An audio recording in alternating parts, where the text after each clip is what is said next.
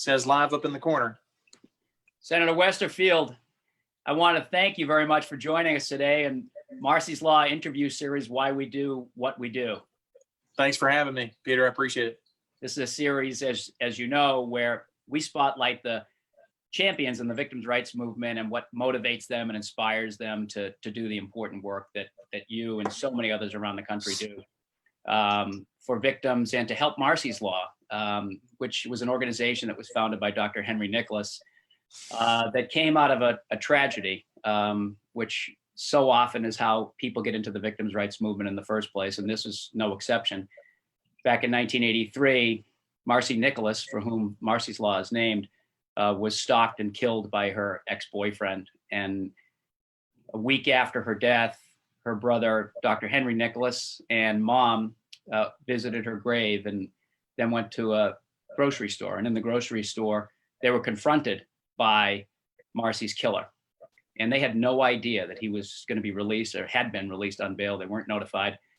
And Dr. Nicholas has made it his mission to work on behalf of victims all around the country and their families and victims' rights. And he's made it his life's work and his life's mission. And he's devoted his expertise and his resources and started Marsy's Law. And Marsy's Law passed in California in 2009, has been going around the country ever since. And it's now in Kentucky, thanks to people like you. So thank you for joining us. And everybody who knows you in Kentucky knows that you're an attorney and you were a prosecutor and prosecuted cases from misdemeanors to homicides, as well as being elected to the state Senate in 2012.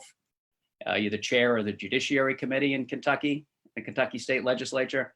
You're also on the board of the Children's Advocacy Center of Kentucky. And with respect to Marsy's Law, you were introduced to Marsy's Law at a meeting in, you call it Hoptown, Hopkinsville. That's right. Even people not from Hoptown call it Hoptown. We actually had, we used to take our interim committee meetings on the road, and we had a Senate and a House joint Judiciary Committee meeting here in Hoptown at the City Council chambers. My House chair counterpart at the time was also from Hoptown, John Tilley. He's a Democrat. I'm a Republican. He had been in the legislature before I got there, but we had been approached by the Marsy's Law team to just hear what it's about, to get an idea of it. So we had a meeting after the judiciary meeting was done. We sat there in council chambers and heard from 2 or 3 people from the team that just said, here's what Marsy's Law is, and went through sort of the explanation you just talked about for the viewers. I'd never heard of it, had been a prosecutor, but wasn't familiar with this national effort, but immediately realized the value of it. And between the two of us, he and I worked on that bill draft. I filed the bill the following January in 2016. That was the first time it saw the legislative process in Kentucky. And you talked about the fact that you were in this Hoptown meeting with your Democratic co-chair of the Senate Judiciary Committee. So this Marsy's Law effort started as a bipartisan effort that just like victims' rights, we always talk about, transcends politics and transcends the political parties. And it absolutely does. That's one of the best things about Marsy's Law. And there are advocates you can find throughout the Kentucky General Assembly from the left and from the right, with whom I would strongly disagree and do strongly disagree on a lot of other things.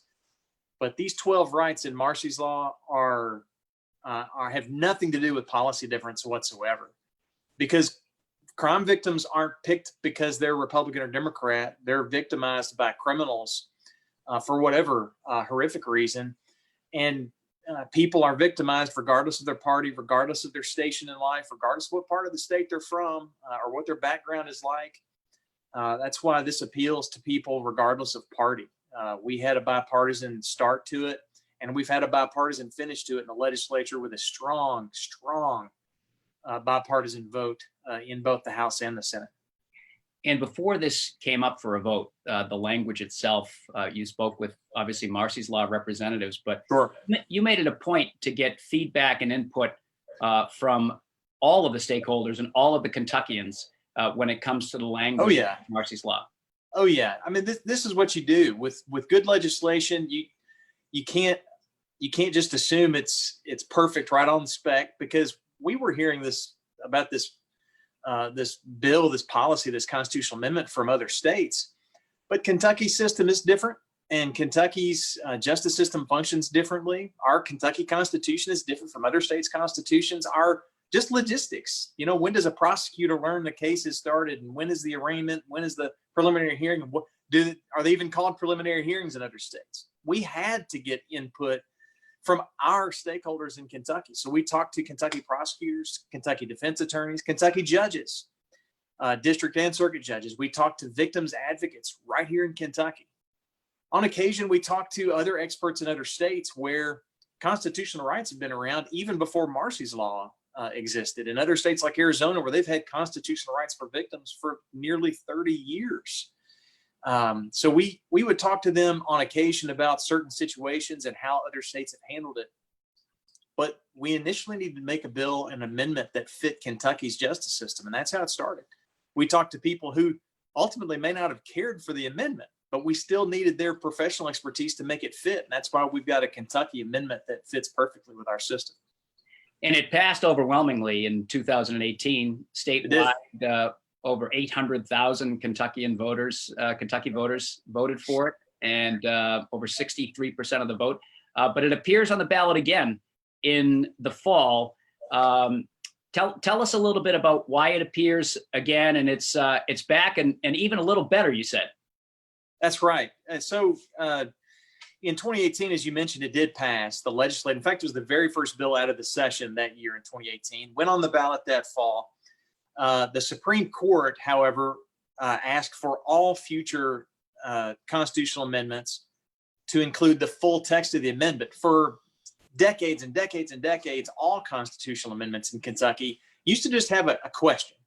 So people would go to the voting booth and they'd see their ballot, and there'd be just a paragraph question that says, do you support X, Y, and Z amendment? Yes or no? And that was it. We followed that same pattern in 2018, but the Supreme Court didn't like that. And so from this day forward, they said you need to put the entire amendment on the ballot. And so that's what we've done. We put the entire amendment that'll be on this November's ballot for everybody to see. But we've actually taken the opportunity to do this again to improve upon the amendment. People in Kentucky will know what happened at the end of the last governor's administration. There was a spat of commutations and pardons that were issued, some of which were very controversial. One of those was right here in Christian County, where I'm from, where the victims don't seem to have been contacted, at least based on the coverage I read and have read since. Victims weren't included or made a part of that. And if there's anything you can distill from the Marsy's Law effort, it is to make sure victims have a voice in the criminal justice process, that they are heard. And while pardons and commutations and the grantings of a reprieve by a sitting governor aren't something that happens every day, that's still a part of the criminal justice process. And we think that victims ought to be included. So we took the opportunity to put it back on the ballot again to include one line. So now it's identical to the 2018 amendment, but for one additional line of text that simply requires that before a governor issues a pardon or a commutation of a sentence or a reprieve, that they've got to reach out and give the victim an opportunity to be heard. Well, that's an important change and absolutely a very important right. And it just shows how you have stayed on top of this since you first filed it and are always looking to work on behalf of victims in light of what the current events were at the time. And no question. It was actually talked about whether or not the 2018 version would do it. And I think it would have, arguably could have covered victims. But since we had a chance to add to it and tweak it, we wanted to make it explicit. Wanted to make sure that there was no chance a victim could be ignored in a very crucial time. And for some of the cases where pardons were issued, this is a pretty big deal. And victims, and it may not have changed the outcome. And we can talk more about that. But it would have given them a voice. It would have allowed them to be heard and let them be a part of the consideration. And that's a critical thing that doesn't happen in far too many cases here in Kentucky. Now, as the primary sponsor and really the standard bearer for Marsy's Law in the Kentucky State Legislature over the last several years, you have fielded a lot of questions at legislative hearings from your fellow legislators. Just a few. Just a few from people in the community, from people in your neighborhood.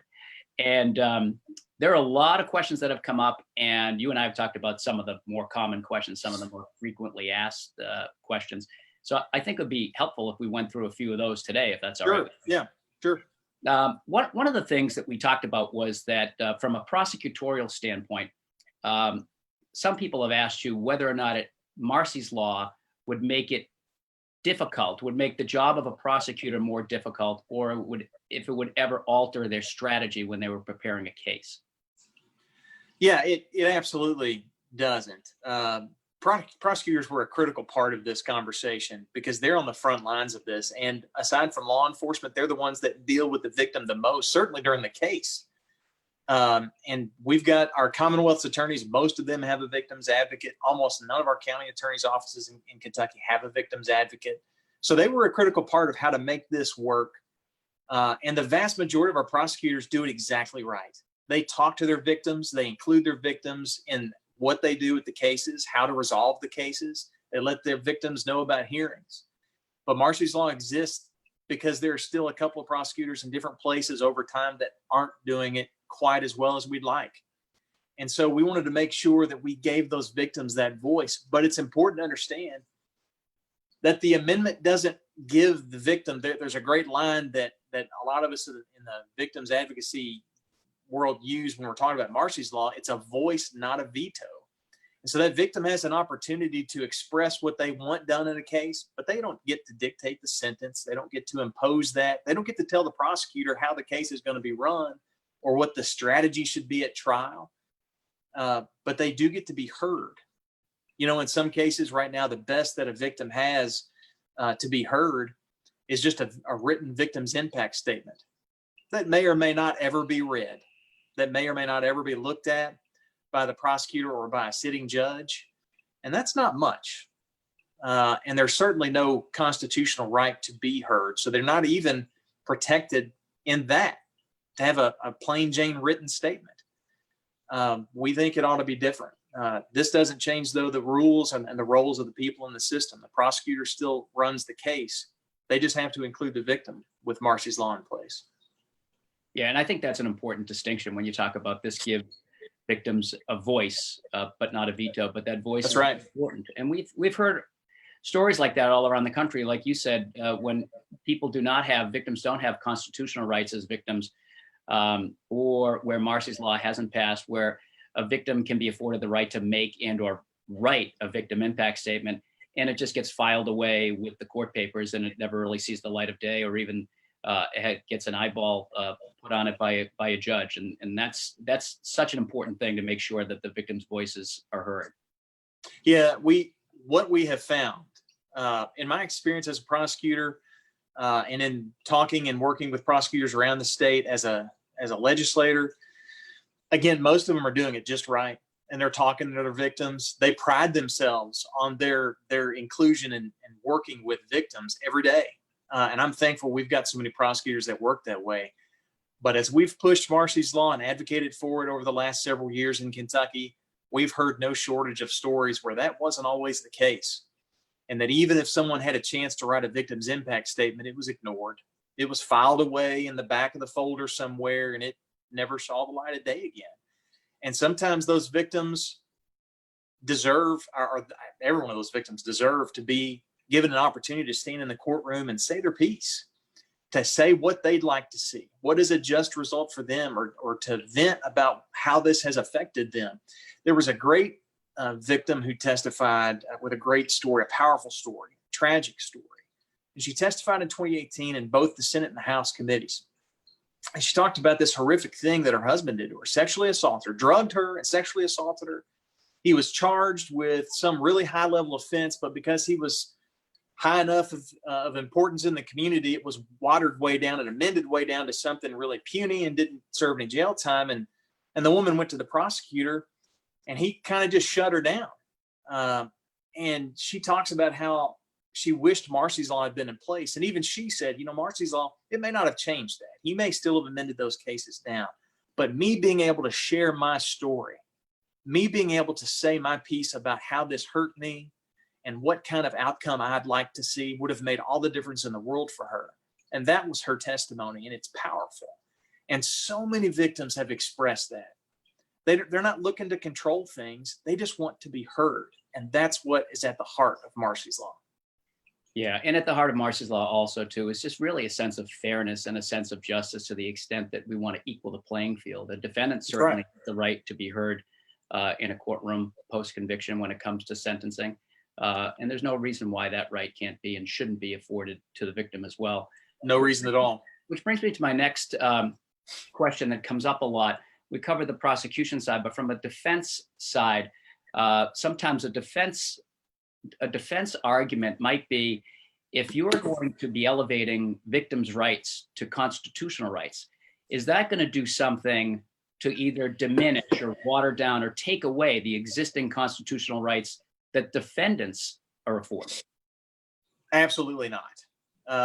That is an argument that we continue to hear from some of the defense bar, but it just simply isn't true. When you look at the rights, and we're talking about 12 rights, these are rights that are procedural in nature. They're not rights over anyone else. They're not rights over the process or control or power over how the process works or how a case is disposed of or whether someone sits in jail. No rights are like this. In fact, if the rights did any of those things, it wouldn't have passed with 90% of the legislature's vote in 2018 and then 60 some odd percent of the vote in Kentuckians in 2018. It wouldn't have passed just as strongly again this year through the legislative process. I wouldn't sponsor it, wouldn't touch the thing if it did something like that. As a member of the court and as someone who upholds the Constitution, both as an attorney and as a legislator, I want to make sure that those rights, which are foundational to our justice system, are protected. In fact, our amendment reaffirms those rights. By its own text, the amendment of Marsy's Law restates and reaffirms the rights of the accused. And in some cases, the rights actually overlap. There's the right to a speedy trial for the accused. We have the right to have proceedings free from unreasonable delay. I would just challenge people who are thinking about Marsy's Law, are curious, or you didn't vote for it last time, or you don't remember it from 2 years ago, or you're new to Kentucky. Look at this. Go to the website, victimsrightsky.com, victimsrightsky.com, and look at just the about page, and you'll see a list. It's 12 rights. And look at what those 12 rights are. Right to be heard. There's nothing in there that interferes with the rights of the accused. A right to be present doesn't interfere with the right of the accused. A right to restitution. People are surprised when they hear that they don't have a right to be heard or a right to be present or a right to receive restitution. Those are common sense, basic rights that every victim ought to be entitled to. And when people learn that these rights aren't in place already, they're sort of surprised by it. But none of these intrude or reduce in the slightest bit the rights of the accused. Yeah, I think that's an important point to continue to make, which you have, that constitutional rights are not a zero-sum game, That's right. And to give constitutional rights to victims are not going to take away constitutional rights of defendants, and not mutually exclusive propositions. 100% correct. We're one of the last 15 states that don't have some form of constitutional rights for crime victims. It works pretty well in the other 35 states. I mentioned Arizona, where it's been on the books for 3 decades. They've had constitutional rights around for a long time. It's just part of doing business there. It's able to be sustained there. It can survive here just as well. Thanks, Senator. And another question that came up the last time, and I'm sure it will come up again, is a question of whether or not Marsy's Law would ever, in any kind of scenario, take away so-called stand your ground or self-defense or protect your own home rights. Right. Is that the case, Senator, or could you just run through that for us quickly? I'd love to address that one. That's a myth that caught on back in 2018, but it's just that, it's a myth. There's nothing in either the amendment or the enabling bill that at all touches the self-defense laws here in Kentucky, your defense of home or property or self, or what's known in the legal world as the castle doctrine. Your ability to defend yourself and others or to defend your home is completely unfazed by this. There's a phrase that I've heard mentioned by others that Marsy's law doesn't empower people on the wrong side of the law. And that's just as true here. Nothing in Marsy's law gives someone who burglarizes your home some power over you. This doesn't attach to them. There's nothing in there that helps the bad guy. This is a set of rights that are to help the victim be a part of the criminal justice process. That's another common myth that just doesn't hold water in Kentucky or anywhere else at all. I appreciate your addressing that and clearing that up for us. One of the things that you have been known for in the Kentucky State Legislature is you have been not just a champion for victims' rights, but really someone who is interested in criminal justice reform, and you have been for years. Yeah. Could you talk a little bit about whether or not you think victims' rights are actually part of criminal justice reform? No question. One of the things that I looked at doing when I got into the state Senate, when I decided to run for the state Senate, one of the things I wanted to work on was criminal justice policy. Having been a prosecutor and not liking some of the things that were coming out of the state capitol at the time, I was very motivated. And when I became a senator, I dug into that policy world. And it's been, as chairman, it's been something I've spent more time on than on anything else. And we've done a whole lot in the last several years, all aimed at helping the accused. We want to make sure people that their time in jail is adequate and appropriate for what they do. We want to make sure that when they get out, they don't go back and they don't victimize someone else again. That we want to make sure their reentry into the world and society is successful and smooth. That recidivism rate we always talk about in the criminal justice reform world, we want to make sure it is really, really, really low, that reoffending rate. But there was this great quote from a friend of mine down in Georgia. He's a sitting judge, and I've got a ton of respect for him. And he and I aren't always on the same side politically on a lot of things. But when he heard that we were talking about Marsy's law here in Kentucky, he said something that sticks with me and that I completely agree with. When he saw that we were working on it, he said, Marsy's law completes criminal justice reform.